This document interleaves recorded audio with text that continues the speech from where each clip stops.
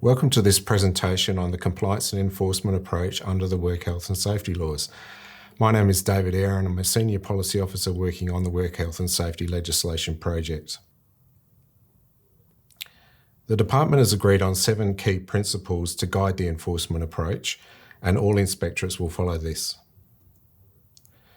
The regulator monitors compliance with the work health and safety laws in various ways, and visits can be proactive or reactive in nature. This can include investigating work-related fatalities, serious injuries and dangerous incidents, checking compliance with inspectors' notices or directions, or proactive compliance initiatives. They may also use site visits to discuss important safety matters with management, supervisors and safety and health representatives. Inspectors have a range of powers, but they'll also seek voluntary compliance or issue verbal directions. There's a number of measures available to enforce compliance with the work health and safety laws or to penalise the duty holder in the event of a breach. The regulator will use the approach that is most appropriate for the circumstances, which may include a combination of enforcement measures. The aim is to achieve compliance without the need to escalate things to the more serious enforcement measures. Where an inspection or investigation identifies an alleged breach of the laws, the regulator will decide what enforcement action should be taken, guided by these considerations. This includes consideration of the level of seriousness and risk, whether the duty holders have complied with their obligations, the past compliance history, and the likelihood of future offences. They may also consider matters of significant community concern or strategic priorities, such as a specific health and safety issue in a particular industry sector. These are the penalties for a breach of the work health and safety duties, but there are many other penalties throughout the work health and safety laws. As you can see from this diagram, the penalty levels and categories are structured the opposite way around to the older legislation. So under the Occupational Safety and Health Act and the Mine Safety and Inspection Act, Level 4 is the highest penalty and Level 1 is the lowest. Under the work health and safety laws, industrial manslaughter and Category 1 are the highest and Category 3 is the lowest. Under the WHS laws, there are no first offence and subsequent offence penalties. The penalty amounts are based on the higher subsequent offence penalty of the Occupational Safety and Health Act and the Mine Safety and Inspection Act. Industrial manslaughter and Category 1 offences carry prison terms in addition to fines. Industrial manslaughter is the most serious offence under the Work Health and Safety Act. For an individual, it carries a prison term of up to 5 to 20 years and a $5 million fine. For a body corporate, it carries up to a $10 million fine. 5 elements must be proven beyond reasonable doubt. The key difference from a Category 1 offence is that the PCBU, or the person conducting a business or undertaking, knew and disregarded that an action was likely to cause the death or serious harm of an individual.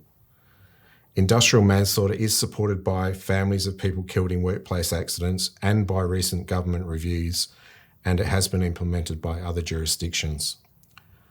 Where a notifiable incident occurs under Section 39 of the Work Health and Safety Act, the incident site is not to be disturbed until an inspector arrives at the site or at an earlier time that the inspector directs. This is similar to existing requirements in the Occupational Safety and Health Act and the Mine Safety and Inspection Act.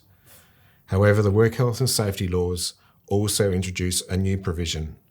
Upon arrival at the incident site, the inspector can either release the site or issue a non-disturbance notice. A non-disturbance notice takes effect immediately and is issued to prevent disturbance of the incident site or other things associated with the incident site, such as plant, substances, structures, or other things. It is valid for a specified period of up to 7 days, but if this is insufficient, the inspector can extend it with another notice. There is a penalty for contravening a non-disturbance notice.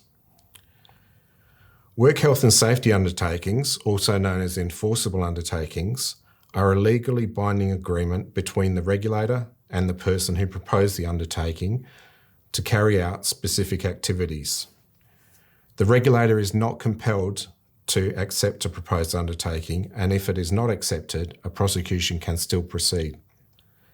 If the undertaking is accepted by the regulator, it replaces any prosecution action that is planned or underway. Work health and safety undertakings cannot be used for industrial manslaughter or Category 1 offences. Details of work health and safety undertakings are published on the department's website, along with the reasons for the decision. The inspectorate will monitor compliance with the undertaking, and if it is not complied with, a prosecution may be commenced. Another important change under the Work Health and Safety Act relates to the limitation period for prosecutions. Under the Occupational Safety and Health Act and the Mine Safety and Inspection Act, there is a 3-year limitation from the time the offence was committed for all levels of offences. Under the Work Health and Safety laws, there are different limitations.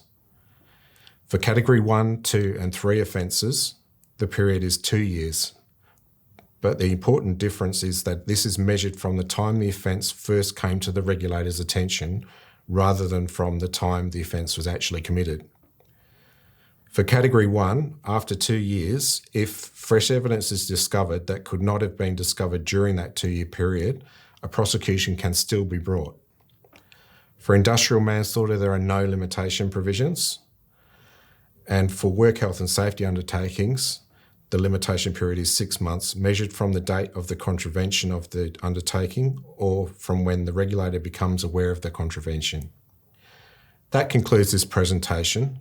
I encourage you to stay up to date with work health and safety laws and the guidance material by subscribing to our newsletters or visiting our website, Twitter or LinkedIn accounts. Thank you for watching.